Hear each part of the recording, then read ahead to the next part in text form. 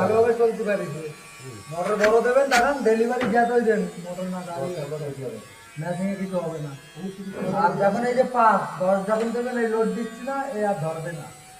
চালাবো 40 চলবে, মোটর তো চলবে 8000 চলবে। যা মোটর না ধরে ম্যাচিংয়ে কোনো ভয় নেই, ম্যাচিংয়ে কোনো কিছু হবে না আপনার। এখানে ডেলিভারি মোটর এই তো ব্যাটা নিয়ে দাও, মানে দেখেন শুরু দেখেন, আগেটাও দেখেছেন, এবার দেখেন। নেট কিন্তু বড় কাকা, মাল দেখেছেন কত ছোট।